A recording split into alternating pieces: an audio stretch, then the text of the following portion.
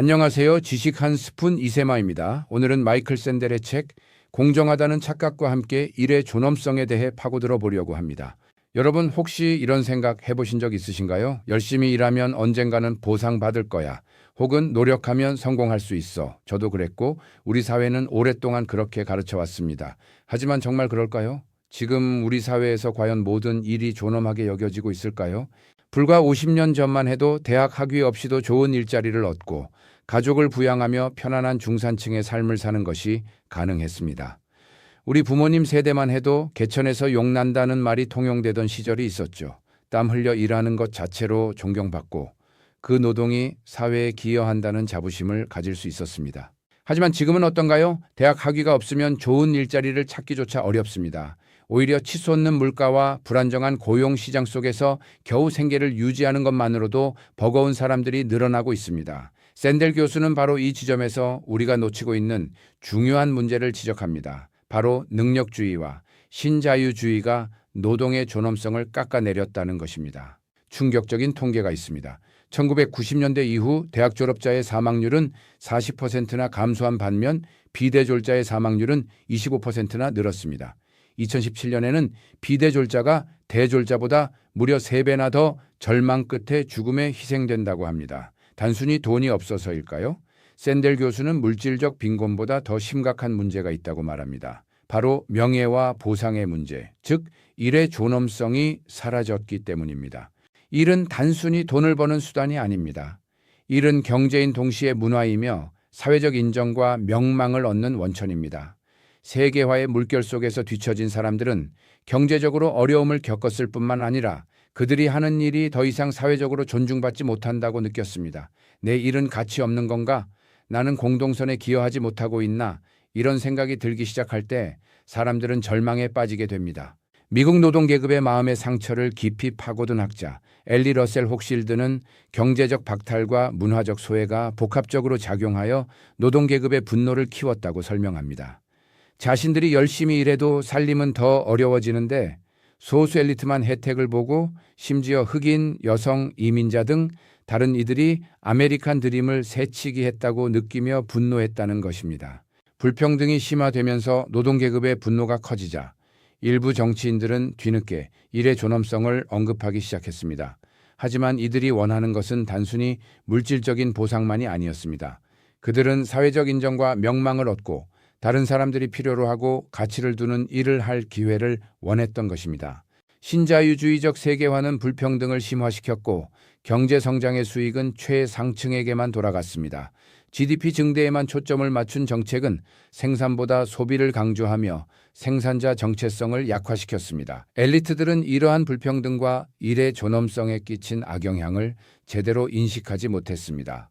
샌델 교수는 소비자 정체성과 생산자 정체성의 대비를 통해 공동선에 대한 두 가지 접근 방식을 설명합니다. 첫 번째는 공동선이란 모든 사람의 선호와 이해관계의 집합이며 소비자 복지 극대화가 공동선을 달성하는 방법이라고 보는 관점입니다. 이 관점에서는 돈을 가장 많이 버는 사람이 공동선에 가장 많이 기여하는 사람으로 간주됩니다. 하지만 샌델 교수는 이러한 소비자 중심적 공동선론을 비판합니다. 그는 시민적 개념이라는 대안을 제시하며 공동선은 단순히 우리의 선호를 합산하는 것이 아니라 우리가 공동체에 기여하며 보람있고 번영하는 삶을 사는 것이라고 말합니다.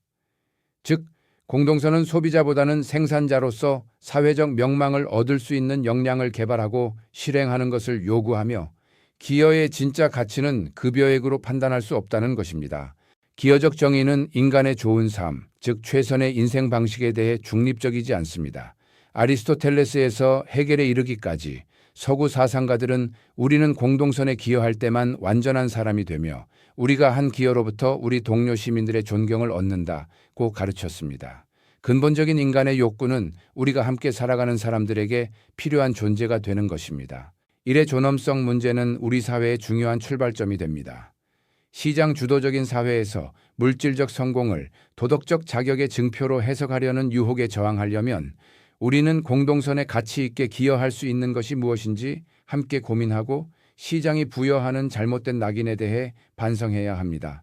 물론 공동선에 대한 논의는 논란을 포함할 수 있습니다. 하지만 이 논쟁이야말로 우리가 시장의 신앙과 능력주의적 오만에 빠져든 양극화된 정치 현실을 넘어설 수 있는 길을 제시해 줄 것입니다. 일각에서는 경제적으로 어려워진 사람들을 위한 해결책은 오직 더 나은 교육뿐이라고 주장합니다. 열린 어젠다라고 불리는 이 주장은 사회적 상승을 위한 큰 기회를 주는 것처럼 보이지만 사실은 경제가 더 이상 평균적인 노동자를 위해 돌아가지 않으니 그들을 바꾸는 수밖에 없다는 의미이기도 합니다.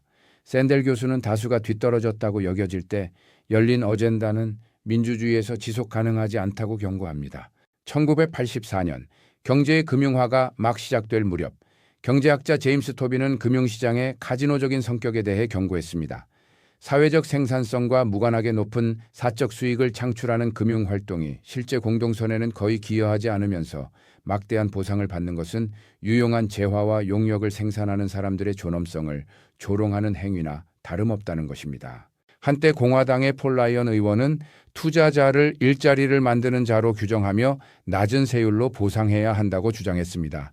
반면 복지국가에서 정부 지원을 받는 사람들은 가져가는 자라고 비판했죠. 하지만 CNN의 라나 포르아는 진짜 가져가는 자는 실물 경제에 전혀 기여하지 않는 금융업계 종사자들이라고 분석했습니다. 그리고 진짜 만드는 자는 실물 경제에서 유용한 재화와 용역을 생산하는 사람들과 이러한 생산적인 활동에 투자하는 사람들이라고 강조합니다. 결국 만드는 자와 가져가는 자에 대한 논쟁은 어떤 경제적 역할이 명예와 인정을 받을 가치가 있는지에 대한 기여적 정의론으로 귀결됩니다. 여러분, 오늘 우리는 마이클 샌델의 책 공정하다는 착각을 통해 일의 존엄성이라는 다소 무거운 주제에 대해 함께 생각해 보았습니다. 우리 사회가 직면한 불평등과 노동의 가치에 대한 왜곡을 직시하고 진정으로 모든 사람이 존엄하게 일할 수 있는 사회를 만들기 위해 우리 각자가 무엇을 할 수 있을지 함께 고민하는 시간이 되었기를 바랍니다. 다음 시간에도 깊은 생각으로 여러분의 삶에 도움이 되는 이야기 찾아오겠습니다. 지식 한 스푼 이세마. 다음 시간에 만나요. 감사합니다.